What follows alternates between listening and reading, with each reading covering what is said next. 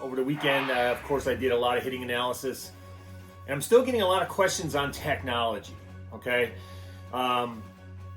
we talk about the technology that's affordable, Blast, K-Vest, some other stuff.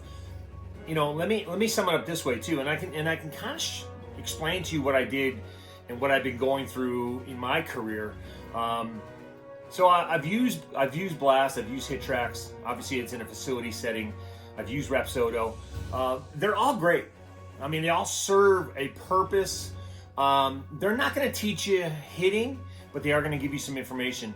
And it's not all great information. So, the way I teach, I only use a few metrics. So what I tell parents is if you're going to rely on metrics, if you want to rely on exit velo, then I think you're going about it the wrong way.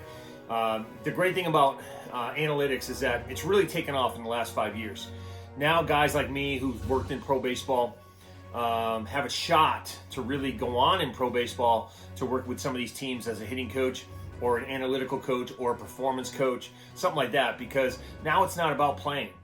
I get this question a lot too is, what do you think about the state of the game, and, what about these coaches that hang around?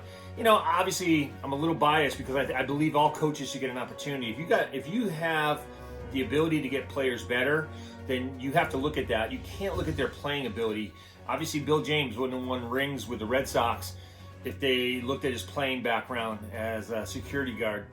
All these guys that are graduating from MIT or Harvard or Princeton, now they're getting full-time front office jobs as assistant general manager. It's just the way the game is changing, and it kind of brings us back to brings us back around to the technology part. And the technology part is really key if you use it correctly again. So, and how I use it is I look at launch quickness. What I'm working with my hitters right now, especially some of my pro guys, I'm looking at launch quickness.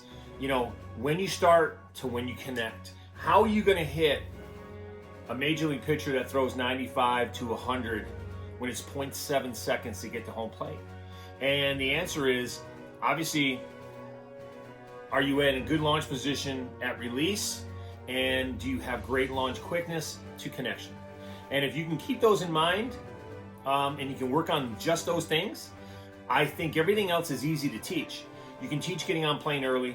You can teach enough weight shift. You can teach what we call pivot weight transfer, ground force. You can teach all that stuff. Connection, extension through the ball, staying behind the ball. But barrel head speed, launch quickness is where it's at in today's metrics.